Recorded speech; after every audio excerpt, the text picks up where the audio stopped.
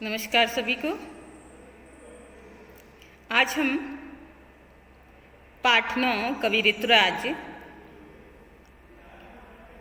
कविता कन्यादान की पाठ्य पुस्तक के प्रश्नोत्तर को समझेंगे, जिसमें पहला आपका वस्तुनिष्ठ प्रश्न है कि कवि ने अंतिम पूंजी किसे बताया था। तो इसमें क है माँ को, ख लड़की को, ग स्त्री जीवन को और चौथा है घ आग को। तो सीधा उत्तर है इसका कि कवि ने अंतिम पूंजी लड़की को बताया है। ठीक है, अर्थात ख। फिर है दुख बांचना किसे नहीं आता था। लड़की को, माँ को, समाज को, आभूषणों को। तो इसका उत्तर होगा दुख बांचना लड़की को नहीं आता था, क। कवि ने स्त्री जीवन का बंधन किसे बताया है। तो कवि ने स्त्री जीवन का बंधन वस्त्र और आभूषण को बताया है। माँ ने लड़की को कैसा नहीं दिखने के लिए कहा है। तो माँ ने लड़की को लड़की जैसा दिखने के लिए नहीं कहा है, अर्थात लड़की जैसा कमजोर नहीं दिखने के लिए कहा है। अपने चेहरे पर मत रिझना का क्या तात्पर्य है। अपने चेहरे पे मत रिझना का तात्पर्य है कि अपने चेहरे पर घमंड मत करना, अपने चेहरे पर मुग्ध मत होना। माँ को अपनी बेटी अंतिम पूंजी क्यों लग रही थी। माँ को अपनी बेटी अंतिम पूंजी लग रही थी क्योंकि माँ ने अपनी पुत्री को बड़े ही लाड और प्यार से पाला था और उसे अच्छे संस्कार दिए थे। लेकिन आज विवाह के समय उसकी पुत्री उससे विदा हो रही थी और ऐसी स्थिति में माँ को लग रहा था जैसे उसने या उसके जीवन भर की जो संचित पूंजी है वो उससे दूर हो रही है। संचित पूंजी यानी जो कमाया हुआ धन है, जो इकट्ठा किया हुआ धन है, अर्थात संस्कारों से भरी हुई जो उसकी पुत्री है वो आज उससे दूर जा रही थी। अगला प्रश्न है हमारा लघुत्तरात्मक प्रश्न है। इसको हम समझेंगे कि आपके विचार से माँ ने ऐसा क्यों कहा कि लड़की होना पर लड़की जैसा दिखाई मत देना। हमारे विचारों से माँ ने ऐसा इसलिए कहा कि लड़की होना पर लड़की जैसा दिखाई मत देना क्योंकि माँ चाहती थी कि लड़की जो ससुराल जा रही थी शादी के बाद, विवाह के बाद, तो माँ चाहती थी कि उसकी पुत्री है वो स्वाभिमान और आत्मसम्मान के साथ अपना जीवन यापन करे और उसके मन में कभी भी ऐसी भावना न आए कि वो अपने आप को लड़की समझे या अपने आप को दूसरों से कम समझे। और इस हीन भावना से माँ अपनी पुत्री को दूर रखना चाहती थी क्योंकि प्राय समाज में भी लड़कियों को कम और दुर्बल समझा जाता है और कई बार उनका शोषण किया जाता है। तो ऐसी स्थिति में माँ नहीं चाहती थी कि जो उसकी कन्या है, उसकी पुत्री है, वो अपने आप को दूसरों से कम समझे। और माँ चाहती थी कि उसकी पुत्री आत्मसम्मान के साथ धैर्य और साहस और स्वाभिमान के साथ जीवन यापन करें। फिर अगला प्रश्न है कि माँ ने बेटी को क्या सीख दी। तो इसका उत्तर होगा कि माँ ने अपनी बेटी को अपने व्यावहारिक अनुभवों और ज्ञान के आधार पर सीख दी क्योंकि माँ ने जीवन को जिया था, उसे जीवन का वास्तविक ज्ञान था कि जीवन में कैसे कैसे कठिन पल आते हैं, समस्याएं आती है, उसका निदान कैसे करना चाहिए, उनका समाधान कैसे करना चाहिए। उस आधार पे माँ अपनी पुत्री को भी सीख देती है कि उसने कहा कि कभी भी अपने रूप पर घमंड मत करना, अर्थात अपने रूप पर मत इतराना, अपने सौंदर्य पर कभी भी अहंकार मत करना और ससुराल में एक अच्छी बहू बनकर रहना, यानी अपने आचरण और अपने संस्कारों से अच्छी बहू बनकर रहना ताकि तुझे ससुराल में पूरी तरह से आदर और सम्मान मिले। लेकिन साथ में ये भी कहा कि जीवन में अनेक समस्याएं आएगी, कठिनाइयां आएगी, तो कठिनाइयों का सामना है तू सूझबूझ के साथ करना। जीवन के कठिन पलों से घबराकर कभी भी आत्महत्या जैसे कठोर कदम मत उठाना, अर्थात जलने मरने की बात मत करना या अपने मन में आत्महत्या जैसा विचार कभी मत लाना, बल्कि धैर्य और साहस के साथ कठिन से कठिन परिस्थितियों का सामना करना। फिर माँ उसे ये भी कहती है कि वस्त्र और आभूषणों को पाकर बहुत अधिक खुश मत हो जाना। अर्थात वस्त्र और आभूषण स्त्री जीवन के बंधन है, जिसमें कई बार लड़कियां हैं वो अपना सम्मान खो देती है उन चीज़ों के कारण, अपना अस्तित्व जीवित नहीं रख पाती है। तो माँ उसे ये भी सीख देती है कि वस्त्र और आभूषणों को देखकर भ्रमित मत होना, उसके पीछे अपने अस्तित्व को मत खो देना।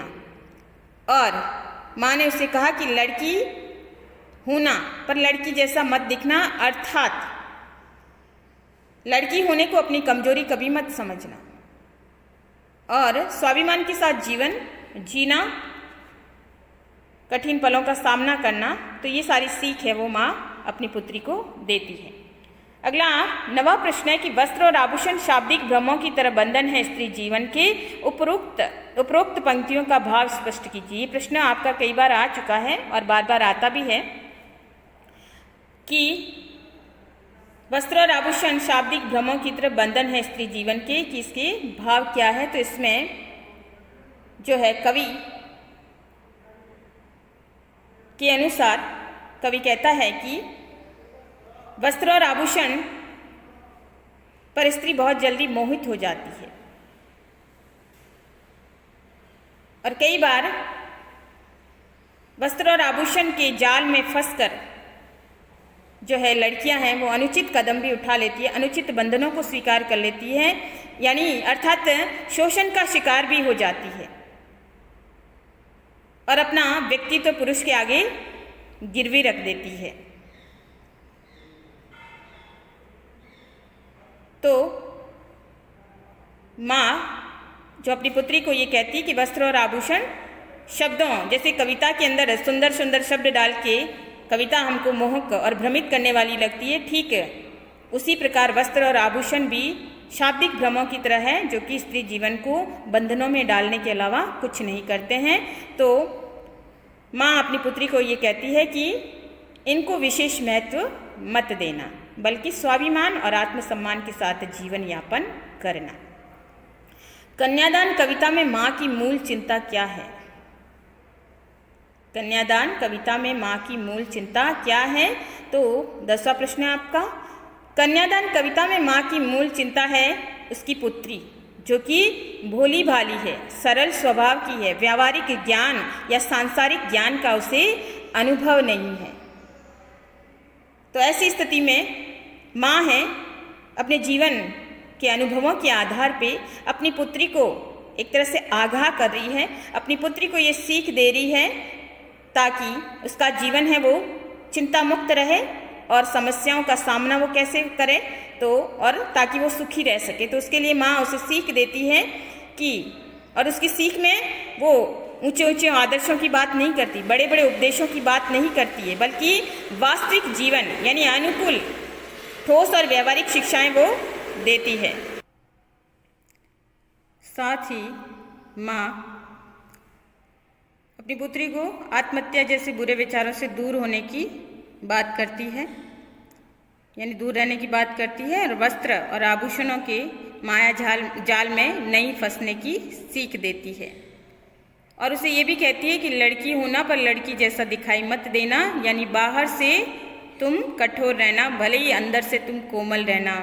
और इस प्रकार से माँ है अपनी सारी सीख है उसे देती है, और उसके मन में यही चिंता है कि लड़की को व्यवहारिक ज्ञान नहीं है तो वो इन सब या जीवन की आने वाली कठिनाइयों का सामना कैसे करेगी। तो इसलिए वो सीख के आधार पे अपनी बेटी को ये सारी चीज़ें समझाती है।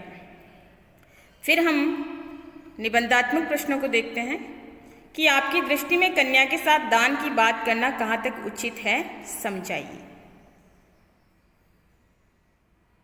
कन्या के साथ दान की बात करना हमारी दृष्टि में उचित नहीं है। हालांकि भारतीय संस्कृति में या प्राचीन काल से ही कन्या को पराया धन माना गया है, यानी पुत्री का घर उसका ससुराल है। ऐसी ही चीज़ें बचपन से ही लड़की को सिखाई जाती है, और सामाजिक प्रतिमानों और आदर्शों के आधार पे माता पिता जब कन्या का उचित योग्य वर देखकर उसका विवाह कर देते हैं और उसके बाद वो अपने जिम्मेदारी से मुक्त हो जाते हैं। तो यही भूमिका है अक्सर माता पिता प्राचीन समय से ही निभाते रहे हैं और इसके पीछे यही कि कन्या की शादी करके हाथ पीले करके उसको ससुराल भेजना और कन्यादान करने के बाद लड़की का घर है उसका ससुराल ही बन जाता है। लेकिन वर्तमान समय में ये सारी चीज़ें हैं वो प्रासंगिक नहीं है, क्योंकि कन्या के साथ अगर दान की बात करें तो वो उचित नहीं है। कन्या कोई वस्तु नहीं है जिसे किसी को भी दान में दे दिया जाए। और वैसे भी दान का अर्थ होता है देना, और देना अर्थात किसी को एक बार दे देने के बाद दान दी हुई चीज को हम दोबारा नहीं लेते हैं। लेकिन कन्या के साथ दान की बात करना महज या एक धार्मिक संस्कार हो सकता है, लेकिन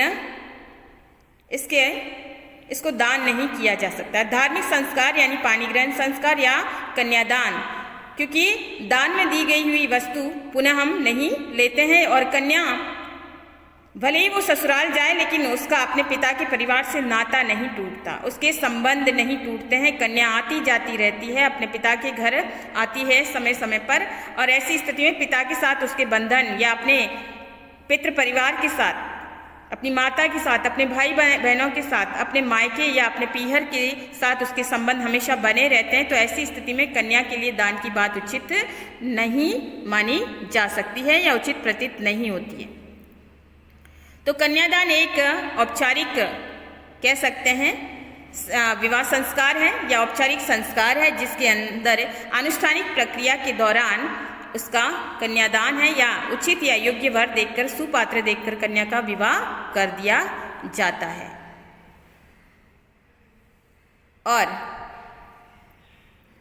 अगर हम दूसरी तरफ देखें कि जहाँ एक और तो नारी सशक्तिकरण, नारी स्वाभिमान की बात होती है, और ऐसी स्थिति में अगर हम आज भी मात्र इसी भ्रम को पालें कि कन्यादान, तो ये उचित नहीं प्रतीत होता है, क्योंकि कन्यादान दान किसी वस्तु के लिए किया जा सकता है, कन्या के लिए इसे दान का नाम दिया जाना ठीक नहीं है।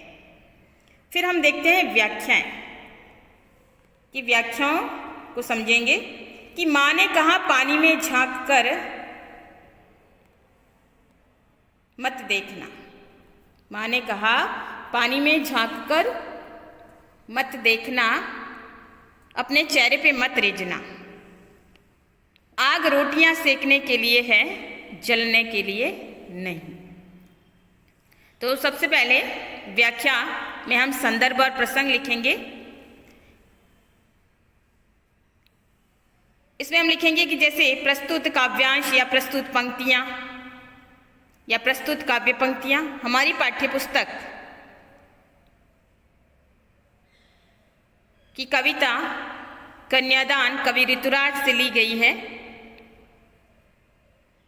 और इस अंश के अंदर, इस काव्यांश के अंदर जो कन्या है वो विवाहित होकर ससुराल जा रही है। तो ऐसी स्थिति में माँ उसके आगामी जीवन के लिए, कन्या के लिए क्या सीख देती है, उसी सीख की बात है इसके अंदर की गई है। अब हम इसकी व्याख्या को समझेंगे कि ससुराल के लिए विदा होती हुई बेटी को माँ सीख देती है या शिक्षा देती है कि ससुराल में अपनी सुंदरता पर घमंड मत करना, अपनी सुंदरता पर इतराना मत, साथ ही अपने संस्कारों से, अपने आदर्शों से अपने परिवारजन का मन मोहना, या कह सकते हैं कि परिवार में आदर पाना। और माँ ये कहती है कि सुंदरता का घमंड मत करना, सुंदरता पर अभिमान मत करना, क्योंकि सुंदरता कभी कभी अभिशाप बन जाती है और कभी कभी परिवार में ईर्ष्या का कारण भी बन जाती है। तो ऐसी स्थिति में माँ ने उसे सुंदरता पर घमंड करने से मना किया है, और उसे ये भी सीख दी है कि ससुराल में तुझे अनेक समस्याएं आएगी, तो उन समस्याओं का सामना तू सूझबूझ के साथ करना, साहस और स्वाभिमान के साथ करना, धैर्य के साथ करना। उन समस्याओं से कभी भी घबराना मत। और आग रोटियां सेकने के लिए है, अर्थात आग का प्रयोग सिर्फ भोजन पकाने के लिए करना, जलने के लिए नहीं, अर्थात आत्महत्या करने के लिए या आग से जलने के लिए उसका प्रयोग है, वो मत करना। यानी आत्महत्या जैसी बुरी चीज से उसे बचने की सीख है वो दी है। और इस प्रकार माँ अपनी पुत्री को समझाती है कि ससुराल में उसे कैसे रहना है। अब इसका विशेष है, विशेष में हम लिखेंगे कि माँ ने अपनी पुत्री को अपने अनुभव के आधार पे व्यवहारिक सीख दी है, जो कि वर्तमान सामाजिक परिवेश के लिए बहुत ही उपयोगी है। दूसरा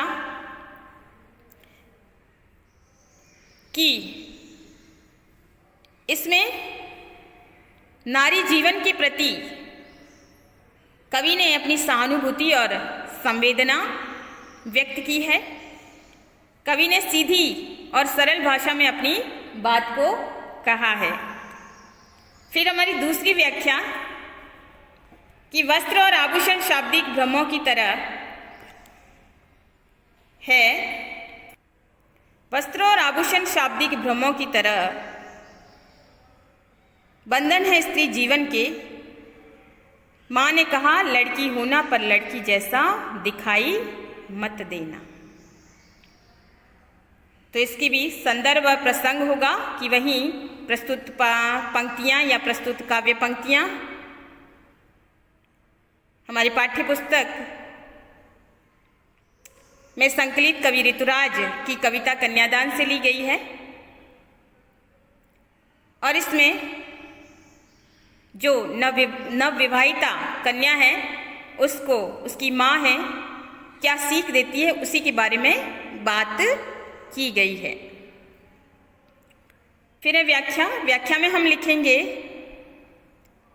कि माँ अपनी पुत्री को सीधे और सपाट शब्दों में कहती है कि ससुराल में कभी भी कीमती वस्त्र और आभूषण को पाकर खुश मत होना। वस्त्र और आभूषण स्त्री को केवल भ्रम में डालते हैं। जिस प्रकार से कविता के अंदर सुंदर शब्दों का प्रयोग करके या तुकबंदी करके कविता को सुंदर बना दिया जाता है और शब्द भ्रमित करने वाले होते हैं, ठीक उसी प्रकार से वस्त्र और आभूषण भी स्त्री के जीवन को भ्रमित करने वाले होते हैं, उससे सिर्फ बंधनों में जकड़ने वाले होते हैं, उससे ज़्यादा कुछ नहीं। तो माँ अपनी पुत्री को कहती है कि इन बंधनों को विशेष महत्व मत देना, अर्थात वस्त्र और आभूषण को विशेष महत्व मत देना और इनके मोह में फंसकर अपनी सोच को गलत मत बना देना। और माँ उसे ये भी कहती है कि तुम लड़की हो ना, किंतु लड़की जैसा दिखाई मत देना, अर्थात स्वभाव से तुम लड़की होना, अपने संस्कारों से तुम लड़की होना, अपने आदर्शों से तुम लड़की होना और अपनी मीठी वाणी से, अपने चरित्र से तुम लड़की होना, लेकिन उसे अपनी कमजोरी मत समझना। अर्थात अंदर से कोमल और बाहर से तुम कठोर दिखाई देना, ताकि कोई तुम्हारा शोषण न कर सके। स्वाभिमान से रहना, अपने अस्तित्व को जीवित रखना, अपने आत्मसम्मान को जीवित रखना, कभी भी अपमान और अन्याय से समझौता मत करना। तो इस प्रकार से माँ अपनी पुत्री को सीधी और सरल शब्दों में सीख देती है अपने अनुभवों के आधार पर कि वस्त्र और आभूषणों के मोह में बंधकर कभी भी अपने स्वाभिमान और या आत्मसम्मान से समझौता मत करना। अब विशेष में यही है कि भाषा सरल है। भाषा पर कवि की पकड़ इस कथन को आकर्षक बना रही है।